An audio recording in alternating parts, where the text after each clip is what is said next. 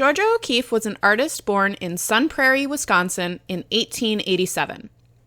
As a child, O'Keeffe took many private art lessons, and by the time she was 12, she knew that she wanted to be an artist. Being a woman artist in the early 1900s was not very easy, and Georgia was often looked down on because of it. But it never stopped her. Georgia O'Keeffe made many paintings of landscapes and animal bones, but is probably best known for her flower paintings. These paintings were very zoomed-in versions of flowers. Often, much of the flower went off of the page because it was so large and zoomed in. Now let's make our own Georgia O'Keeffe flowers. Here's a picture of the flower that I'm going to draw. Now, because Georgia O'Keeffe had very zoomed-in pictures, I'm going to zoom in a little bit. Now I can see more of the details, and a lot of the flower is going off of the page. We want our flower to take up most of our paper. First, we're going to start by drawing our flower in pencil. Right now, we're just going to focus on the main parts of our flower and kind of ignore the details. So what I notice about my flower is that the middle part of my flower, that yellow part, it's in the corner of the page, and it's still pretty big. Then I'm going to try my best to make the petals as close to how it is in the picture as I can. Noticing where some of our petals are overlapping, where some of them are really long and some of them are really short. Some of them have different shapes, thicknesses, and thinnesses. Really pay attention to how each petal looks and try your best to draw it as close as you can.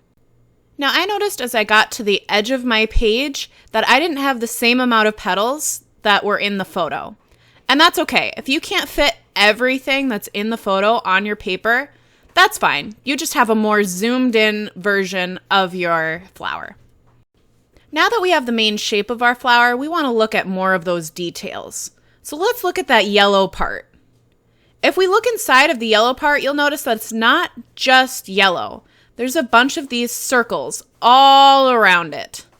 So I'm going to take my time and draw all of these circles inside of it. Remember, we don't have to have it look exactly the same as in the picture, but we want to try to get as close as we can. So really pay attention to those details.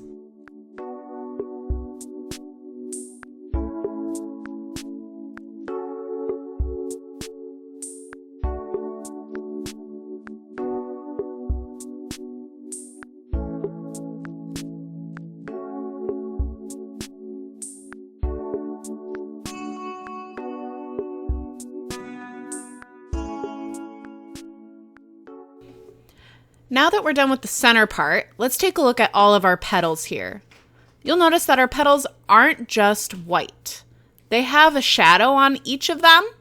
So right now, I'm drawing all of the shadow lines that I see.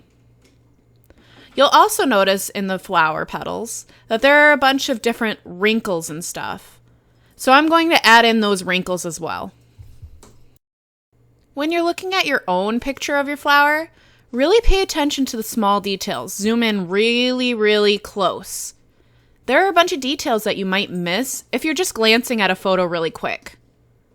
The point of this is to really take note of all of the really small details so that you can add them into your picture, and this will make your flower look more realistic. So for today, I want you to really focus on the details and draw it in pencil. Really take your time. When you think you're finished, go back to your photo, take a look, and see if you missed anything.